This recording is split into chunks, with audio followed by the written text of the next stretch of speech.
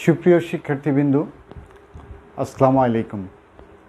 রহিমউদ্দিন বসা মহিলা মহাবিদ্যালয়ের অনলাইন ক্লাসে শিক্ষার্থীসহ যারা আমার এই ক্লাসটি দেখছেন সবাইকে স্বাগতম। আমি মোহাম্মদ সৌরভ হোসেন, প্রভাষক আইসিটি, রহিমউদ্দিন বসা মহিলা মহাবিদ্যালয়, পীরগাছা, রংপুর। আশা করছি তোমরা যে যেখান থেকে আমার এই ক্লাসটি দেখছো সবাই সুস্থ আছো, ভালো আছো। এই ক্লাসের বা আমার পূর্ববর্তী কোনো ক্লাসের কোনো অংশ যদি তোমাদের বুঝতে সমস্যা থাকে তাহলে আমাকে কমেন্টে লিখে সেটি যদি জানাও, আমি সেটি সমাধানের চেষ্টা করব। ভিডিও দেখতে তোমাদের মেগাবাইট খরচ হয় জানি, এ কারণে আমি ভিডিও ইউটিউবে আপলোড করে রাখছি যাতে তা তোমরা অফলাইনে ডাউনলোড করে বারবার দেখতে পারো। আরেকটি বিষয়, আমাদের রহিমউদ্দিন বসা মহিলা মহাবিদ্যালয়ের যে সকল ছাত্রী আমার এই ভিডিওটি দেখছো তারা কমেন্ট করবে অথবা একটি লাইক কমপক্ষে দিবে, তাহলে আমি বুঝতে পারবো যে আমার কোন কোন স্টুডেন্ট বা ছাত্রী এই ক্লাসটি তোমরা দেখেছ।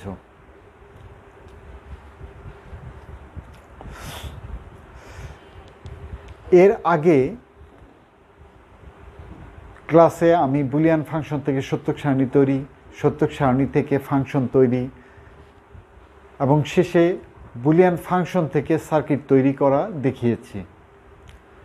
আজকে আমি লজিক সার্কিট থেকে কিভাবে বুলিয়ান ফাংশন তৈরি করতে হয় বা লিখতে হয় সেটি নিয়ে আলোচনা করব। লজিক সার্কিটের আউটপুট সঠিকভাবে লেখার জন্য বিভিন্ন গেটের লজিক সার্কিট চেনা জরুরি।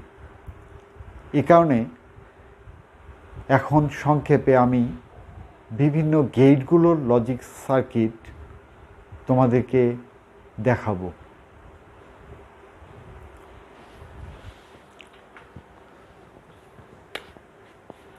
প্রথমেই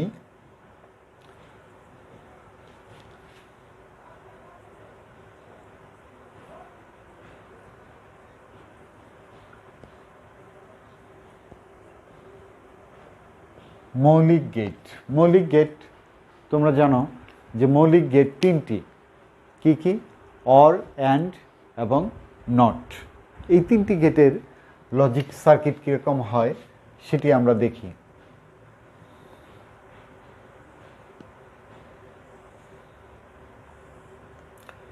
এটি হচ্ছে অর গেটের লজিক সার্কিট।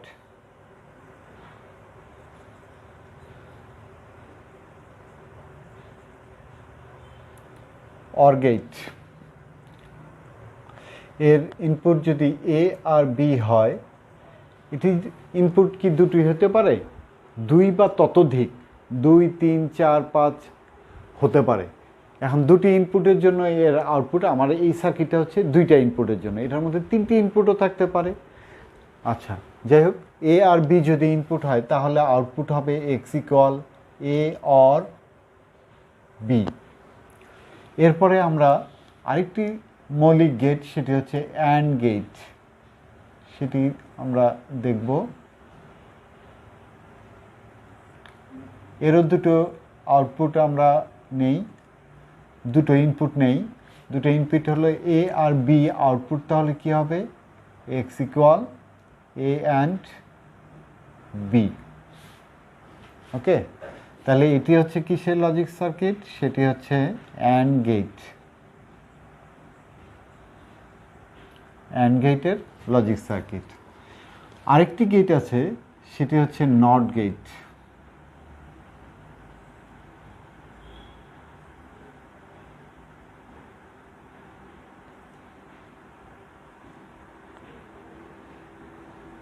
তাহলে এক্স ইকুয়াল এ যদি ইনপুট হয়, এক্স ইকুয়াল আউটপুট হবে এ নট। যদি তোমরা এই নট গেটের এই গোল চিহ্নটা না দাও তাহলে এই গেটটি কী গেট হবে? এই গেটটি হয়ে যাবে বাফার গেট। নট গেট আর বাফার গেট দুটো কিন্তু এক নয়, দুটো আলাদা জিনিস। এরপরে মৌলিক গেট তিনটা। 2 নম্বরে আমরা শিখব যৌগিক গেট।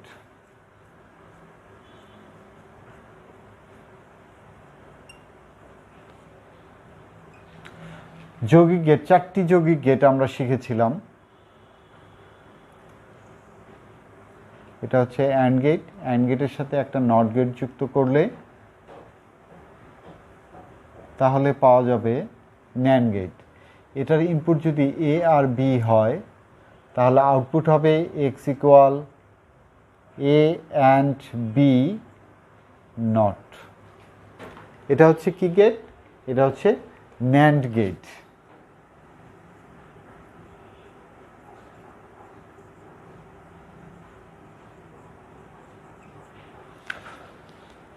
এরপরে আরেকটি যৌগিক গেট, সেটি যৌগিক বা সমন্বিত গেট আমরা বলতে পারি, সেটা হচ্ছে নর গেট।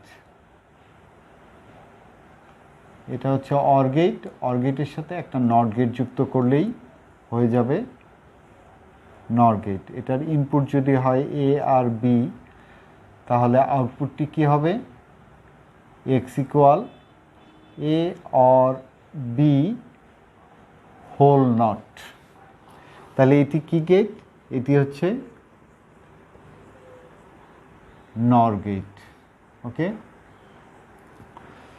আচ্ছা, তাহলে এখানে আমরা 5টা গেট দেখলাম। এই 3টা হচ্ছে মৌলিক গেট, একটা অর, অ্যান্ড, আরেকটা হচ্ছে এটি হচ্ছে নট গেট।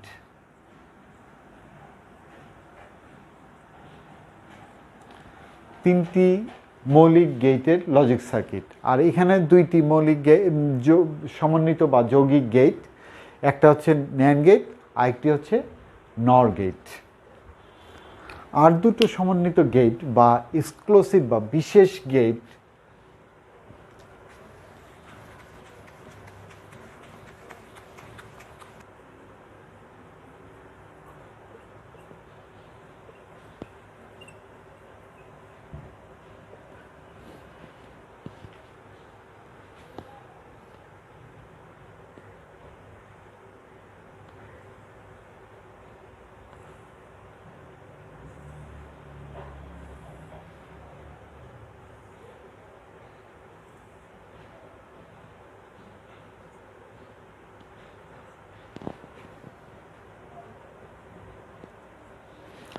এই গেটটি কি গেট?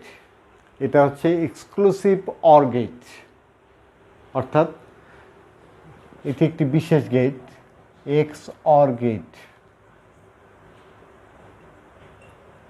এক্সর গেট বা এক্সক্লুসিভ অর গেট। এই এক্সরের একটা সিম্বল আছে, যদি এ বি ইনপুট হয় তাহলে এর মাঝখানে এইটা হচ্ছে এক্সর চিহ্ন, এ এক্সর বি। আর আরেকটি হচ্ছে XNOR gate.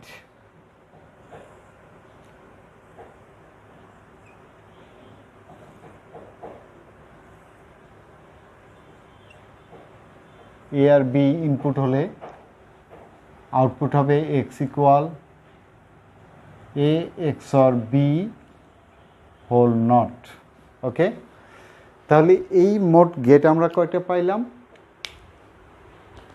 4, 3, 7টা gate.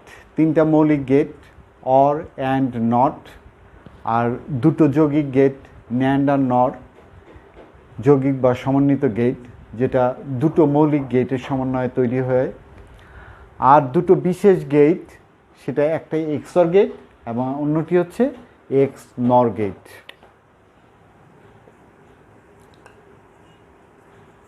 X নর গেট। ওকে, এই 7টা। তাহলে আমরা এখন মূল যে কাজ, আমরা লজিক সার্কিট থেকে বুলিয়ান ফাংশন লেখা, সে কাজে চলে যাই।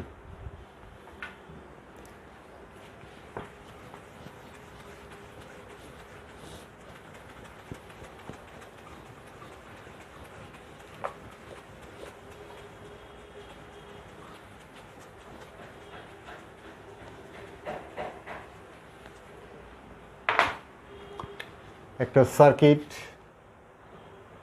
যে সার্কিটটা তোমাদের প্রশ্নপত্রে উদ্দীপক হিসাবে দেয়া থাকবে,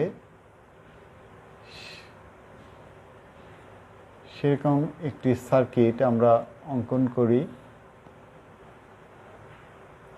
দুটো নট গেট, নট গেটের জন্য একটা ইনপুট একটা আউটপুট, এই দুটো যাবে একটা অর গেটের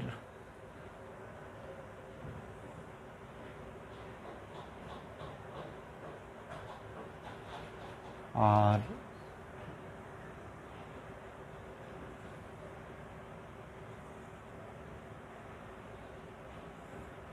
এটা একটা নর গেট, এই দুটো আবার আউটপুট যাবে আরেকটি নর গেটের মধ্য দিয়ে,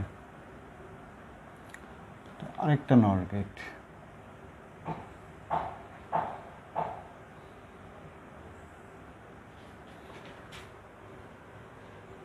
এটা এ আর বি দুটো ইনপুট, এই বি থেকে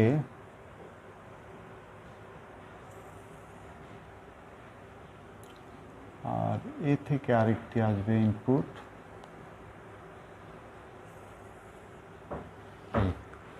তাহলে এ আর বি এই দুটো ইনপুট হচ্ছে এই নর গেটে। আমরা এই তিনটা গেট,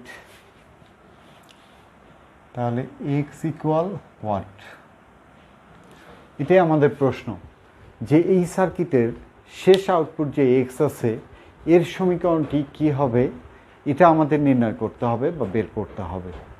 তাহলে এর সমীকরণটা আমরা একটু লিখি।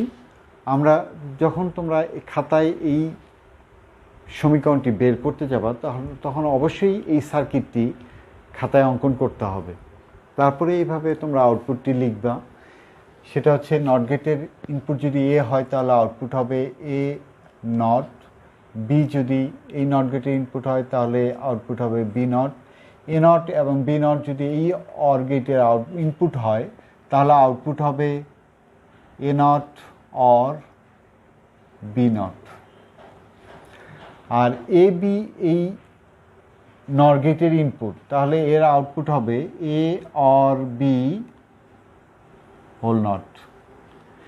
এই দুটো আবার ইনপুট হচ্ছে এই নর গেটের, অর্থাৎ সর্বশেষ যে নর গেটটি, তাহলে এই শেষ আউটপুটটি তাহলে কি হবে, X equal A not or B not or A or B whole not. এই পুরোটার উপরে এই নটের জন্য একটা নট হবে। ওকে, অর্থাৎ এই অংশটি হচ্ছে এই অর গেটের আউটপুট আর এই অংশটি হচ্ছে এর আউটপুট। তাহলে এই দুটোর যে আউটপুট সেটি আবার এই নর গেটের ইনপুট, এই কারণে এই দুটোর মাঝখানে অর চিহ্ন এবং উপরে নট চিহ্ন, যেহেতু এটা একটা নর গেট।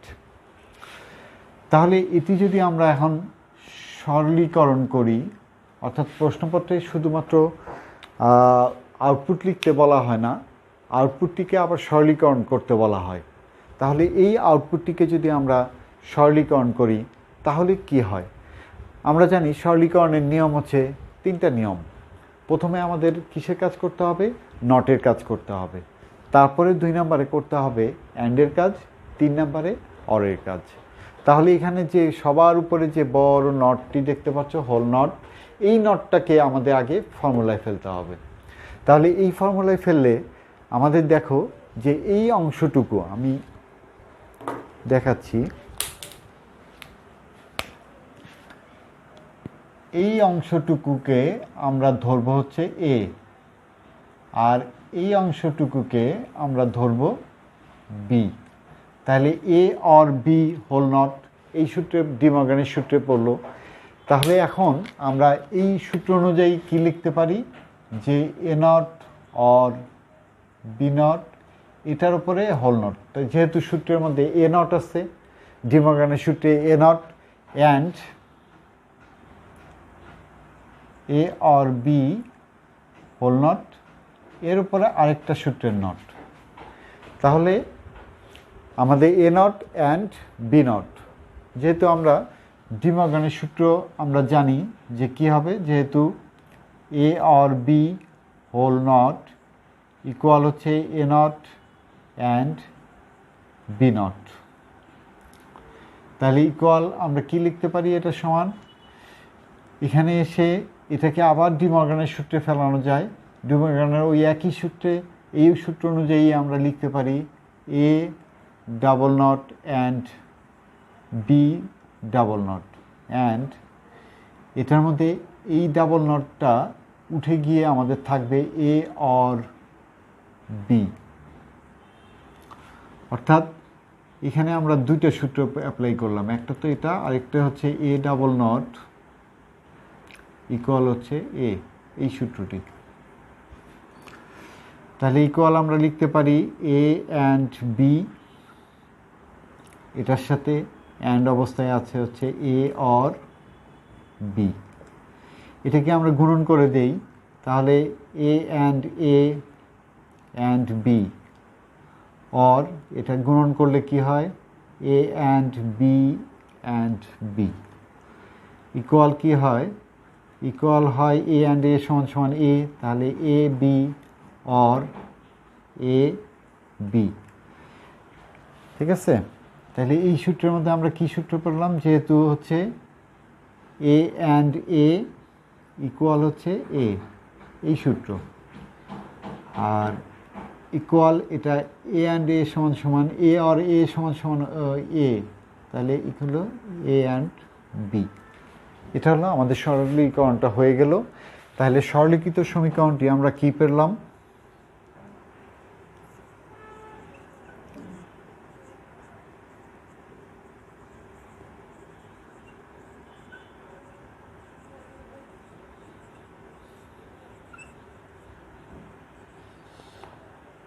হলো X equal A and B. Okay, তাহলে আমরা উপরে যে সার্কিটটি অঙ্কন করেছিলাম সেই সার্কিটটির সরলীকৃত সমীকরণটি পেয়ে গেলাম। তাহলে সরলীকৃত সমীকরণটি কী হলো, X equal A and B. আজকে এই পর্যন্তই, খুব শীঘ্রই আবার দেখা হবে তোমাদের সাথে। সেই পর্যন্ত সবাই সুস্থ থাকো, ভালো থাকো, ধন্যবাদ সবাইকে।